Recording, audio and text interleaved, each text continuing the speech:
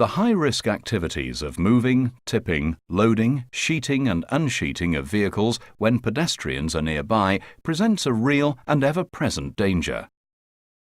In the waste management industry, 100 employees are struck by a moving vehicle every year, and the results can be fatal.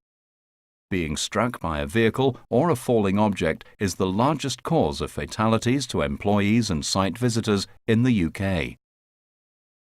To improve the safety of our working environment, we all need to be aware of the risks and continually challenge the status quo. This is an ongoing process and the responsibility of us all.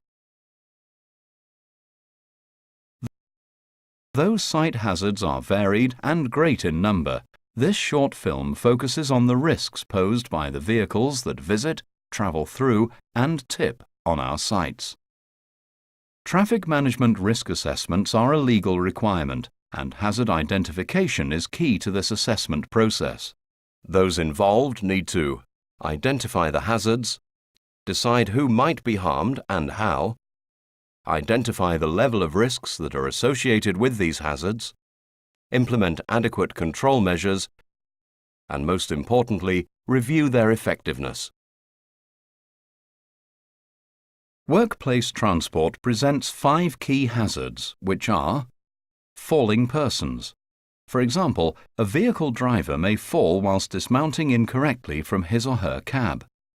A suitable control measure in this instance would be to ensure that the driver makes 3 points of contact with the hand and footholds located on the cab. Drivers can also fall off containers whilst attempting to unsheet the material they've just delivered.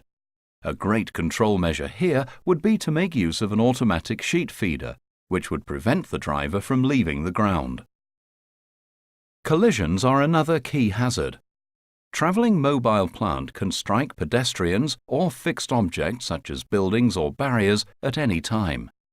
Here, keeping pedestrians out of harm's way by installing fixed walkways, barriers, no-go areas and a one-way system will help to reduce the risk.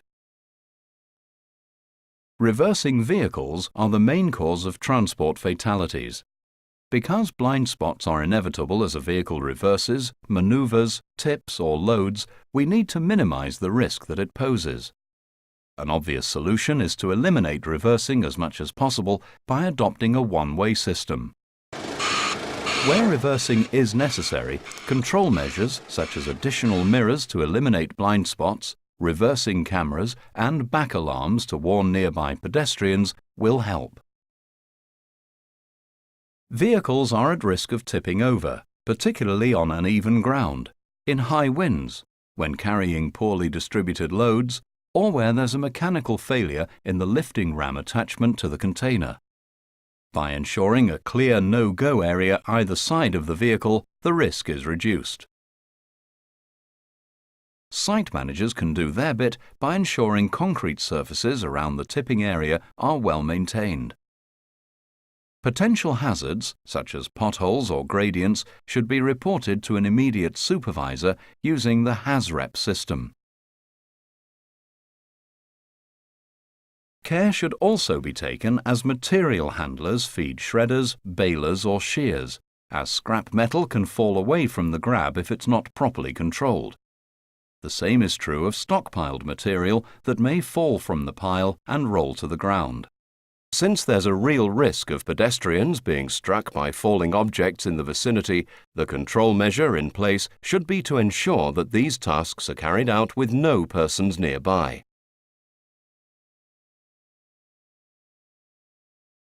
Transport hazards are clear. We need to detect these on site and through risk assessment establish suitable controls.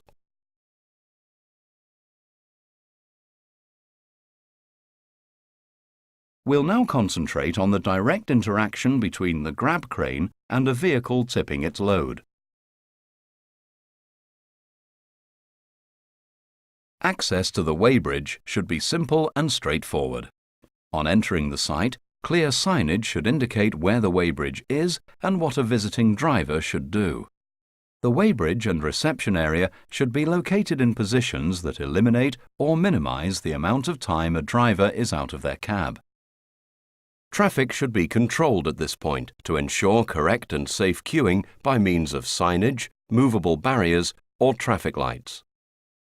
When admitting any vehicle to a site, we need to confirm that drivers have received appropriate induction information and training, understood the role of the banksman, what signals they will use and what these mean, understood that it's their duty to obey the banksman's instructions, and understood all site rules and the importance of compliance. Where a banksman is provided, the weighbridge will manage handover of the vehicle. The banksman plays a vital role and has absolute control of all vehicle movements within his or her area of operation. All banksmen need to be adequately trained and should focus on controlling access to the tipping area. They should never enter the tipping area itself. They should wear appropriate clothing to denote that they are banksmen, including an orange hard hat and high-vis clothing. They should be in view of the driver at all times during vehicle movements and be at a safe distance when vehicles are moving or tipping. All signalling conventions should be understood by the driver before vehicle movements begin.